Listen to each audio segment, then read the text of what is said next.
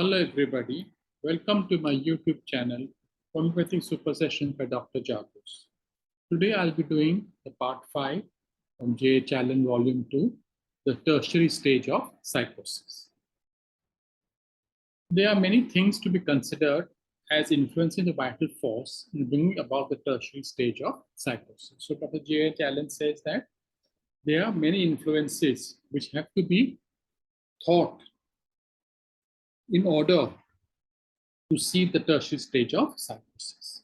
The first and most important is the suppression of the disease in the primary or the secondary stage. So the most important point is what? That the disease is either suppressed in the primary or the secondary stage, which will then give rise to the tertiary stage.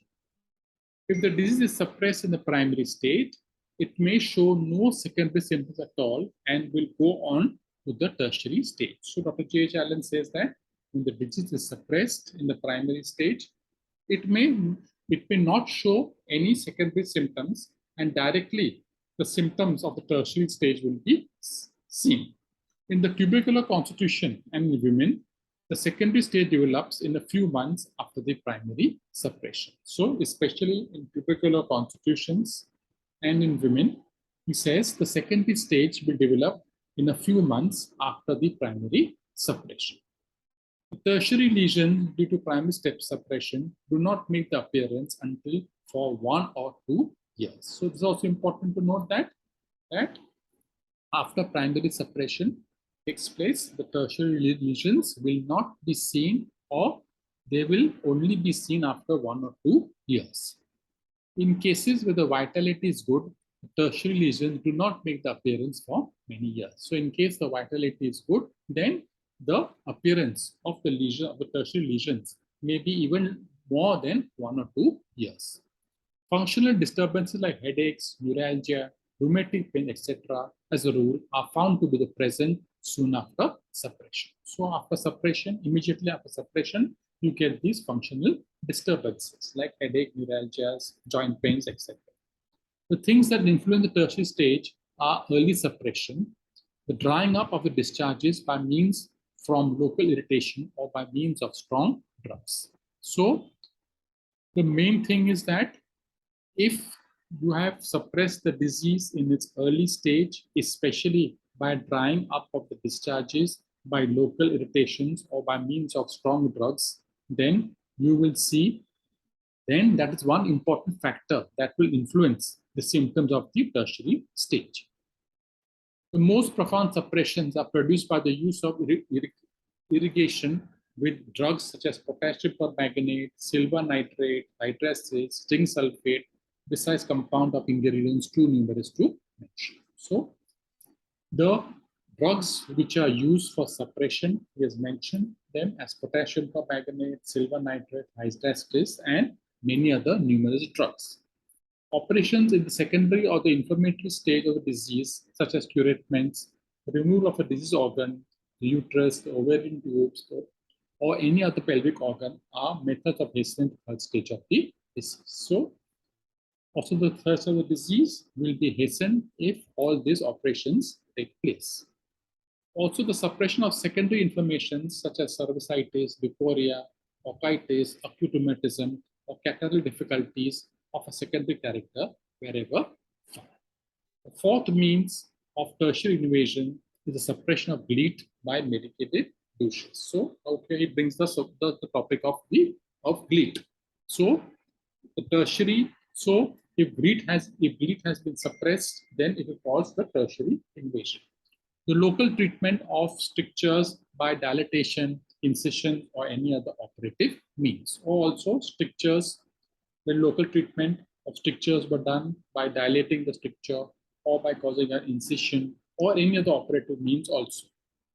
The patient suffering with gleet is a sick man in every sense of the word. So when a patient suffers from gleet, he is a totally sick man. He is always complaining and is never well. His complaints are numerous and his symptomatology is variable. So he'll have a number of complaints and with different symptoms. His system is thoroughly poisoned with the gonorrheal taint that has so been damped up in the organism. So basically, because of gleet, there's a gonorrheal taint. And this gonorrheal taint has been pent up in the organism, which gives rise to the different forms of disease. Indeed, gleet is subacute gonorrhea. So Dr. J. Allen says that gleet is nothing but subacute gonorrhea.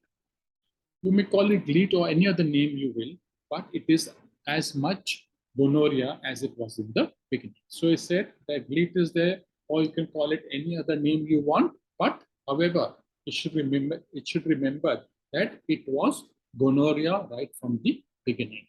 It may be subdivided into various forms and given scientific names, but it is nothing more or less gonorrhea in the second or the third stage. So he said that gonorrhea can be subdivided and different names can be given, but it should be remembered that gonorrhea was always present in the second or in the third stage, or even right from the beginning. More will be discussed later on the subject of the gleet, Dr. J. Allen says.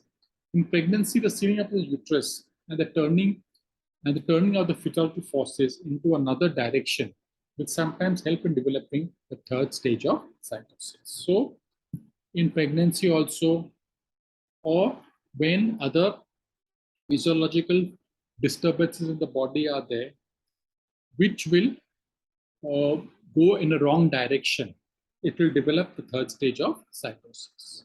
It usually, in the case, makes the appearance in the form of some eruption, generally of a varicose character, or of a gouty state of the system, or as fibroid changes and growth. So, the tertiary stage will make its appearance in the form of varicose character or outgrowths or warts or verruca filiformis, or other gouty states or fibrotic changes and growths.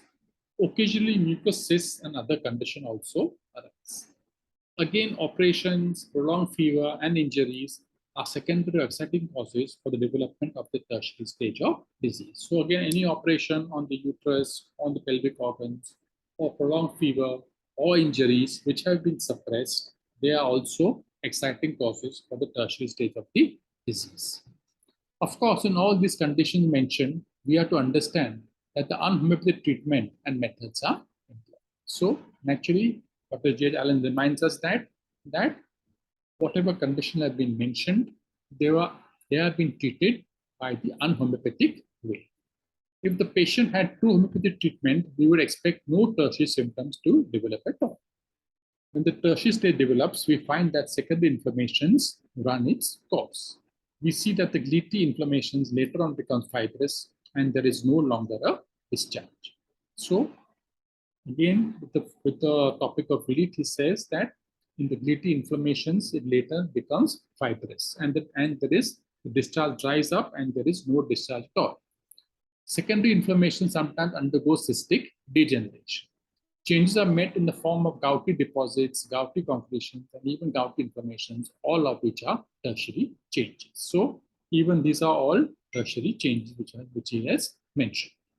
So that's all the short video regarding the tertiary stage. Thank you very much.